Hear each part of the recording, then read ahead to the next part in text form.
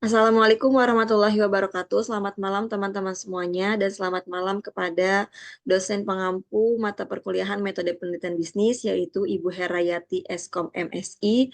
Saya Desi Audini sebagai perwakilan moderator dari kelompok 2. Di sini saya bersama teman-teman saya yaitu Anita Khalifatunisa, Joan Aurelina Panjaya, Lailatul Azkia, dan Mimbar Hairunisa serta Vidya Indriani. Di sini kami ingin mempresentasikan hasil tugas kami yang berjudul Pengaruh Promosi Event Marketing dan Kualitas Produk terhadap Keputusan Pembelian Pelanggan pada PT Karisma Estetik Indonesia. Langsung aja saya mulai untuk ke materi pembahasan. Yang pertama di sini ada latar belakang. PT Karisma Estetik Indonesia yang berlokasi di Jalan Green Lake City Boulevard, Tangerang merupakan salah satu distributor resmi sebagai alat kecantikan yang telah dipercaya oleh berbagai klinik di seluruh Indonesia. Dalam menghadapi persaingan bisnis yang semakin ketat, perusahaan ini menerapkan strategi event marketing untuk meningkatkan keterlibatan emosional konsumen dan memperkuat citra merek. Melalui kegiatan seperti pameran, demonstrasi produk, dan pelatihan, serta perusahaan menciptakan pengalaman langsung yang berpengaruh terhadap keputusan pembelian. Didukung oleh kualitas produk yang tinggi, strategi ini bertujuan untuk meningkatkan kepuasan pembelian ulang dan loyalitas pelanggan di industri kecantikan yang dinamis.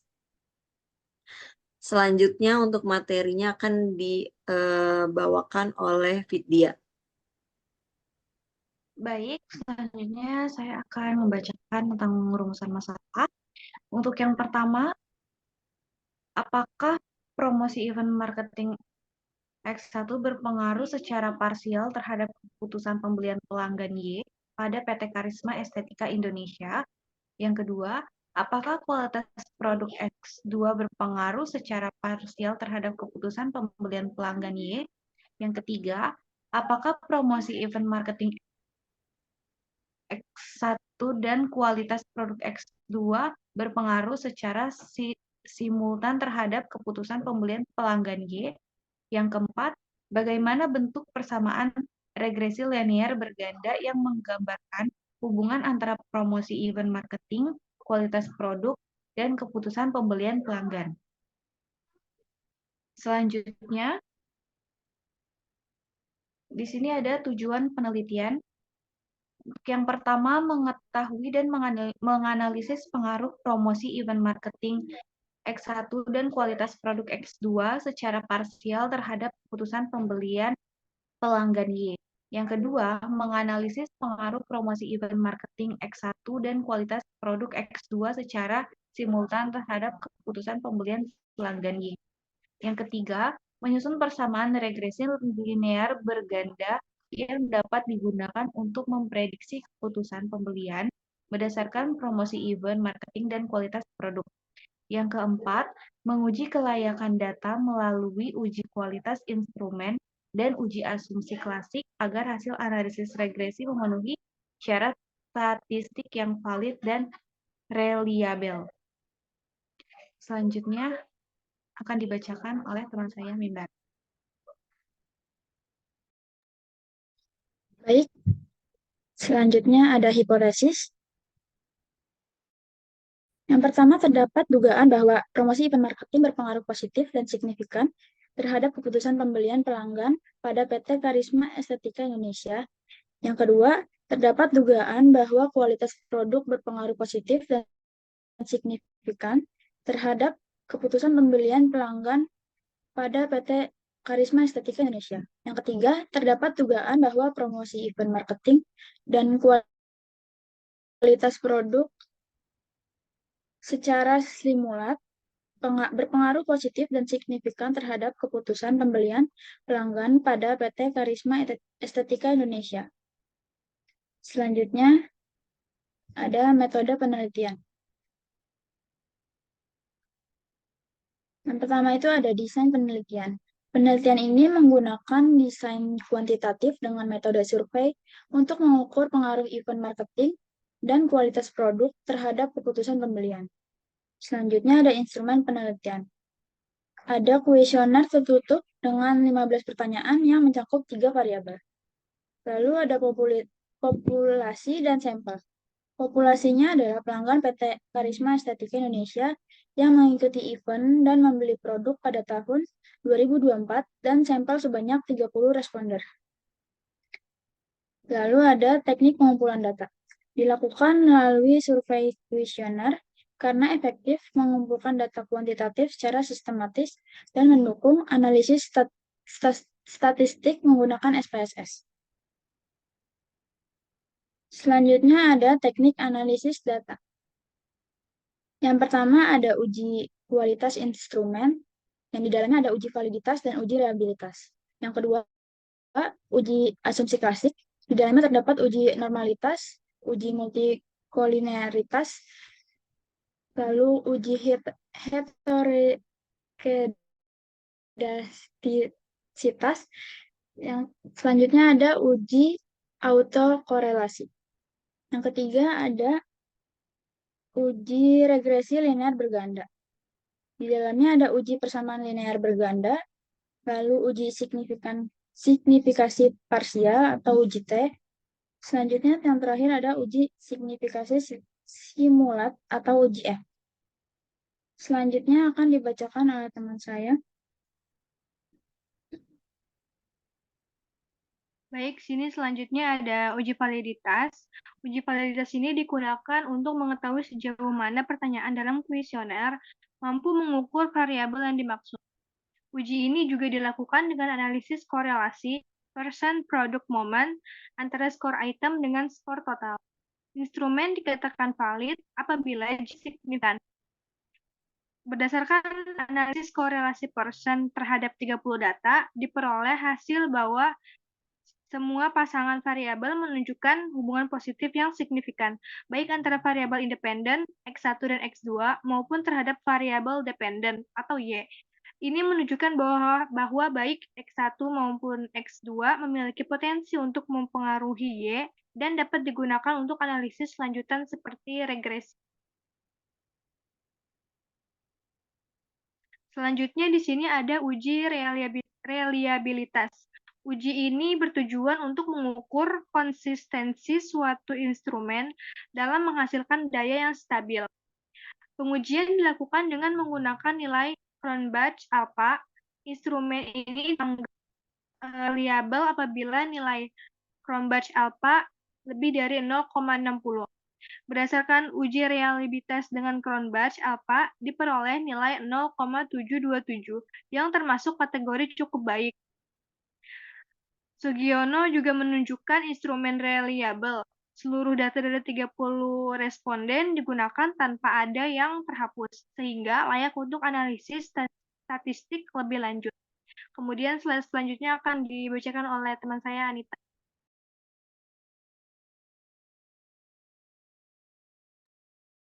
Baik, selanjutnya saya akan menjelaskan analisis asumsi klasiknya. Yang pertama ada uji normalitas yang bertujuan untuk mengetahui apakah data residual dalam model regresi tersebar secara normal. Bisa kita lihat dari tabel yang sudah diolah pada data SPSS. Berdasarkan hasil uji normalitas Kolmogorov Smirnov, pada tabel di atas diperoleh nilai signifikan sebesar 0,200 yang lebih besar dari tingkat signifikansi 0,05. Hal ini menunjukkan bahwa data residual tidak berbeda secara signifikan dari distribusi normal. Dengan demikian, dapat disimpulkan bahwa data residual berdistribusi normal. Artinya, asumsi normalitas dalam analisis regresi linear berganda telah terpenuhi, dan model regresi layak digunakan untuk analisis lebih lanjut. Selanjutnya ada uji multikolinearitas yang dilakukan untuk mengetahui apakah terdapat hubungan linear yang tinggi antara variabel independen dalam model regresi. Pengujian ini dilakukan dengan melihat nilai toleransi dan variasi influencing faktor pada tabel koefisien. Nah, berdasarkan hasil uji multikolinearitas, diketahui bahwa variabel X1 dan X2 memiliki nilai toleransi sebesar 0,772 dan nilai VIF masing-masing sebesar 1,295.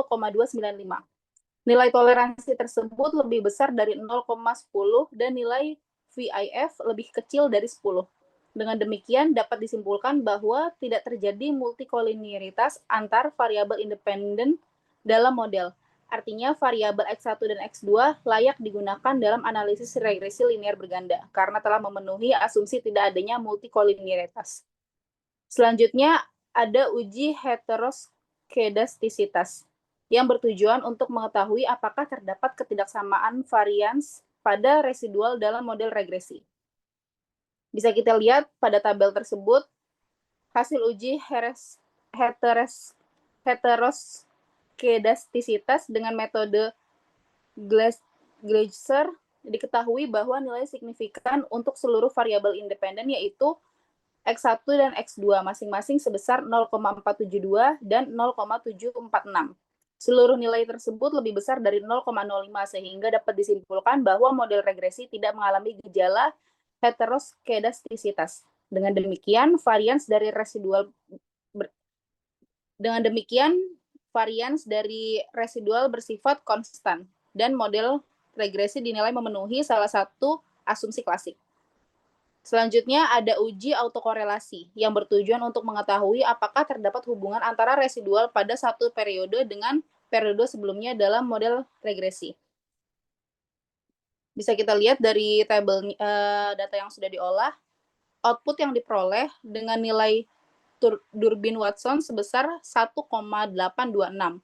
Karena nilai ini berada dalam rentang 1,5 hingga 2,5, maka dapat disimpulkan bahwa model regresi tidak mengalami autokorelasi. Dengan demikian, asumsi klasik autokorelasi telah terpenuhi dan model layak untuk digunakan dalam analisis lebih lanjut. Selanjutnya untuk analisis regresi dan linear berganda akan dijelaskan oleh Joan.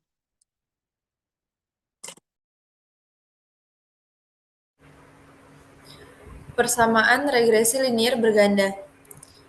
Tujuan dari analisis regresi linear berganda adalah untuk mengetahui pengaruh masing-masing variabel independen X1 dan X2 terhadap variabel dependen Y secara parsial, serta untuk membentuk persamaan regresi yang dapat digunakan dalam prediksi atau pengambilan keputusan. Berdasarkan hasil output SPSS pada tabel koefisien diperoleh persamaan regresi linear berganda, yaitu Y sama dengan 7,024 ditambah 0,456 X1 ditambah 0,225 X2-nya. Untuk hasil interpretasinya, angka 7, 0,24 adalah konstanta atau jika nilai Y saat X1 dan X2 sama dengan 0. Koefisien 0,456 menunjukkan bahwa setiap kenaikan satu satuan pada X1 akan meningkatkan Y sebesar 0,456 atau dengan asumsi X2 tetap. Koefisien 0,225 berarti setiap kenaikan satu satuan pada X2 meningkatkan Y sebesar 0,225 atau asumsi X1 tetap. Selanjutnya ada uji signifikansi parsial atau biasa disebut uji T.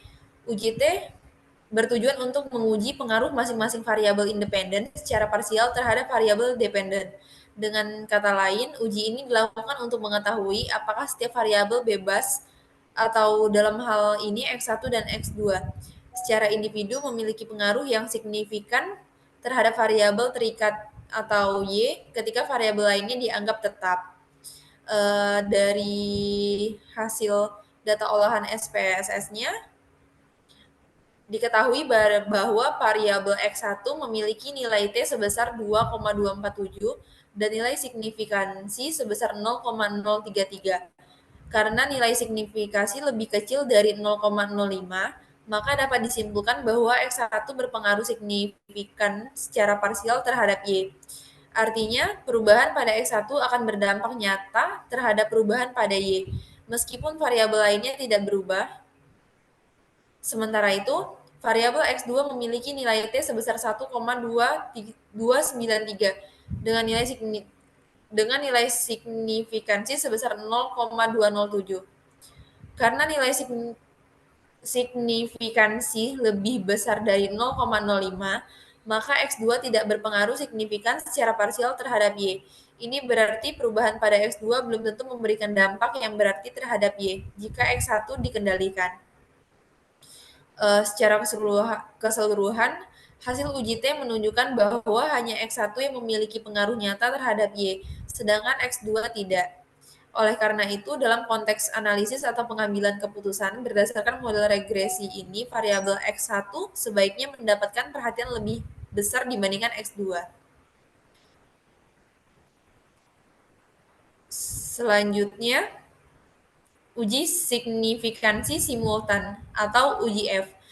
Uji F bertujuan untuk menguji apakah variabel-variabel independen secara simultan atau bersama-sama memiliki pengaruh yang signifikan terhadap variabel dependen. Uji ini digunakan untuk menilai apakah model regresi yang dibentuk layak digunakan untuk memprediksi nilai variabel terikat Y. Dari hasil data olahan SPSS, diperoleh nilai F sebesar 6,147 dengan tingkat signifikansi sebesar 0,006. Karena nilai signifikansi ini lebih kecil dari 0,05, maka dapat disimpulkan bahwa model regresi yang dibentuk signifikan secara statistik. Artinya, variabel-variabel independen X1 dan X2 secara bersama-sama memiliki pengaruh yang nyata terhadap variabel dependen Y. Meskipun hasil uji T sebelumnya diketahui bahwa hanya X1 yang berpengaruh secara parsial, namun uji F membuktikan bahwa secara kolektif, kedua variabel tersebut memberikan kontribusi terhadap perubahan nilai Y. Oleh karena itu, model ini layak digunakan dalam analisis dan prediksi terhadap variabel dependen. Selanjutnya akan dilanjutkan oleh moderator.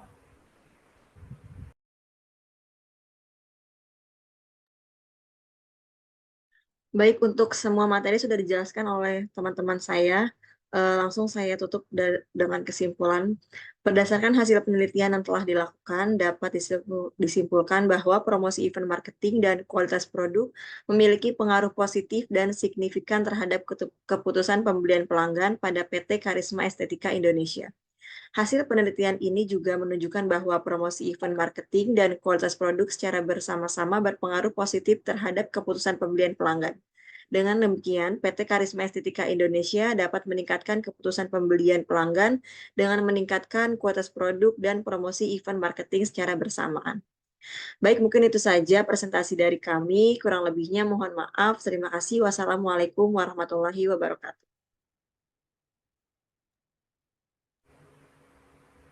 Waalaikumsalam Waalaikumsalam warahmatullahi wabarakatuh. warahmatullahi wabarakatuh.